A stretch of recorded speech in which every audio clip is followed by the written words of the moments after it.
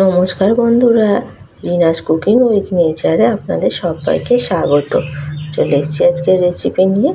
আজকের রেসিপি ডিম সেদ্ধ বা ভাজার ঝামেলা ছাড়াই খুব সহজে তৈরি করে দেখাবো ডিম তেলানি। উত্তরবঙ্গের একটি প্রসিদ্ধ খাবার ডিম তেলানি। কীভাবে বাড়িতে খুব সহজে তৈরি করে নেওয়া যায় সেই রেসিপিটা তোমাদের সঙ্গে শেয়ার করব। চলো তাহলে রেসিপিটা শুরু করা যাক।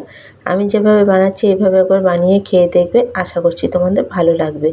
দেখো, ডিম তেলানির জন্য এখানে কড়া বসিয়ে দিয়েছি আর কড়াই দিচ্ছি সর্ষের তেল। আমি এখানে 3 থেকে 4 চামচ মতো সর্ষের তেল দিয়েছি।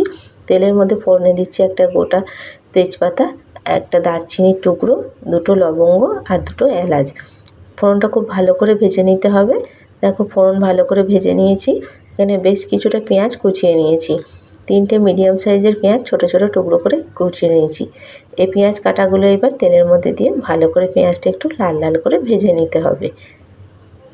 মিনিট 2-3 সময় নিয়ে একটু নাড়াচাড়া করে পেঁয়াজটা একটু ভালো করে লাল লাল করে ভেজে নিতে হবে।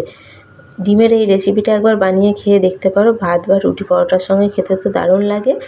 বাড়িতে একবার বানিয়ে খেয়ে দেখবে, খেলে কিন্তু আবারও খেতে ইচ্ছে করবে। দেখো, পেঁয়াজটা হালকা লাল করে ভেজে নিয়েছি। কয়েকটা কাঁচা লঙ্কা কুচিয়ে নিয়েছি। কাঁচা লঙ্কা কুচিটাও পেঁয়াজের সঙ্গে দিয়ে ভালো করে একটু ভেজে নিতে হবে। কাঁচা লঙ্কার পেঁয়াজ ভালো করে ভেজে নিয়েছি। এর মধ্যে এবার দিচ্ছি 1 চামচ মতো আদা রসুন বাটা। আদা রসুন বাটাটা দিয়েও পেঁয়াজের সঙ্গে ভালো করে ভাজা ভাজা করে নিতে হবে, যাতে আদা রসুনের কাঁচা গন্ধ না থাকে। এর মধ্যে অল্প দিলাম একটুখানি জল। জল দিয়ে খুব ভালো করে এটা কষিয়ে নিতে হবে।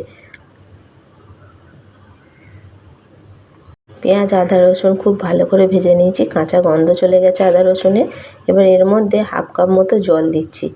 জল দিয়ে এবার এর মধ্যে কিছু শুকনো উপকরণ দেবো। প্রথমেই দিলাম হলুদ গুঁড়ো, 1/2 চামচ দিচ্ছি ধনের গুঁড়ো, 1/2 চামচ দিচ্ছি জিরের গুঁড়ো, আর এখানে কাশ্মীরি লঙ্কার গুঁড়ো দিচ্ছি কালারের জন্য। কাশ্মীরি লঙ্কার গুঁড়োটাও 1/2 চামচ দিলাম। তোমরা ঝালটা যেমন খাবে সেই রকম কাঁচা লঙ্কা বা লঙ্কার গুঁড়োটা ব্যবহার করে নেবে। আমি এখানে ঝালের জন্য লঙ্কার গুঁড়ো ব্যবহার করিনি, কাঁচা লঙ্কা কুচি দিয়েছি। সব মশলা খুব ভালো করে একসঙ্গে আবারও কষিয়ে নিচ্ছি। এই রান্নাটায় একটু করে মশলা কষাতে হবে, আর অল্প যদি লেগে যায় তাহলে অল্প করে করে জল দিতে হবে। অল্প অল্প জল দিতে হবে আর মশলাটা ভালো করে কষিয়ে নিতে হবে। খুব মশলা থেকে যতক্ষণ না তেল ছাড়ছে, মশলাটা খুব ভালো করে কষিয়ে নিয়েছি। মশলা থেকে তেল ছেড়ে গেছে। এবার পরিমাণ মতো এখানে দিচ্ছি নুন। আমি এর আগে এর মধ্যে নুন দিইনি, তাই এখন নুন দিয়ে খুব ভালো করে আবারও মশলাটা কষিয়ে নিচ্ছি। দেখো, মশলা থেকে খুব সুন্দরভাবে তেল ছেড়ে গেছে। এর মধ্যে দিচ্ছি আমি এখানে 1/2 গ্লাস মতো জল। জলটা দিয়ে এবার গ্রেভিটা লো ফ্লেমে একটু ফুটতে দেবো। গ্রেভিটা ফোটার আগে এখানে যে তেজপাতা ফোড়নে দিয়েছিলাম সেই তেজপাতাটা আমি তুলে ফেলে দিচ্ছি। তোমরা চাইলে গোটা গরম মশলাগুলোও তুলে ফেলে দিতে পারো। গ্রেভিটা ফুটতে দিচ্ছি। আর এখানে দেখো, ডিমের জন্য এখানে 5টা ডিম নিয়ে নিয়েছি। ডিমগুলো প্রথমে আমি ফাটিয়ে নিচ্ছি। একটা ছোটো বাটি নিয়েছি, বাটির মধ্যে ডিমগুলো ফাটিয়ে নিয়ে নিচ্ছি। ডিমটা এমনভাবে ফাটাতে হবে যেন কুসুমগুলো গোটা থাকে। কুসুম ভেঙে গেলে কিন্তু হবে না, কুসুমগুলো গোটা থাকবে। খুব সাবধানে ডিমটা আস্তে আস্তে করে এইভাবে করে দেখো ভেঙে নিচ্ছি। দেখো, কুসুমটা ভাঙেনি, কুসুমটা গোটাই আছে। আবারও একটা ডিম ভেঙে নিচ্ছি একই রকমভাবে। এই কাজটা খুব সাবধানেই করবে। কুসুমটা ভেঙে গেলে কিন্তু এটা দেখতেও ভালো লাগবে না, তখন খেতেও ভালো লাগবে না। দেখো, ডিমগুলো এইভাবে করে সব এক এক করে ফাটিয়ে নিয়েছি। গ্রেভিটা ফুটতে আরম্ভ করেছে হালকা। একদম গ্যাসের ফ্লেম লো করে দিতে হবে এই সময়। এবার এক এক করে আমি ডিমগুলো এই গ্রেভির মধ্যে দিয়ে দিচ্ছি।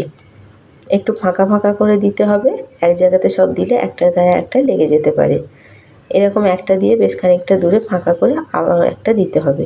দেখো, এইভাবে করে এক এক করে সমস্ত ডিমগুলো আমি দিয়ে দিলাম। সমস্ত ডিমগুলো দিয়ে দিয়েছি এক এক করে। ডিমগুলো দেওয়ার পর এটা এবার আমি 2 থেকে 3 মিনিট মতো ঢাকা দিয়ে রেখে দিচ্ছি।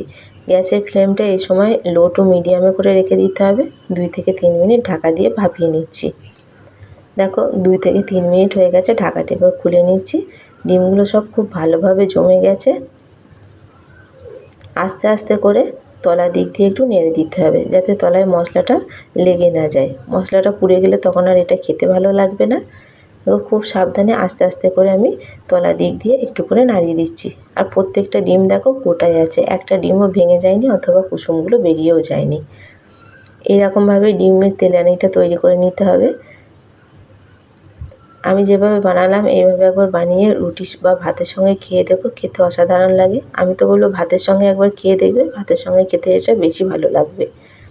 ডিম তেলানি তো পরিবেশনের জন্য একদম রেডি হয়ে গেছে। আমি গ্যাসের ফ্লেম অফ করে দিচ্ছি। দেখতে কতটা সুন্দর লাগছে দেখো। এইভাবে একবার বাড়িতে বানিয়ে খেয়ে থাকলে আমাকে কমেন্ট করে অবশ্যই জানাবে। ডিম তেলানির রেসিপিটা কেমন লাগলো কমেন্ট করে অবশ্যই জানিও। রেসিপিটা ভালো লাগলে একটা লাইক কমেন্ট শেয়ার করবে। আর চ্যানেলে নতুন বন্ধু হয়ে থাকলে চ্যানেলটা সাবস্ক্রাইব করার অনুরোধ রইল। পাশে থাকা বেল আইকনটা অবশ্যই প্রেস করে দেবে। আমার চ্যানেলে নতুন কোনো ভিডিও আপলোড করলে ভিডিও নোটিফিকেশান সবার আগে তোমাদের কাছে পৌঁছে যাবে। ফিরে আসবো আবার অন্য কোনো রেসিপি নিয়ে।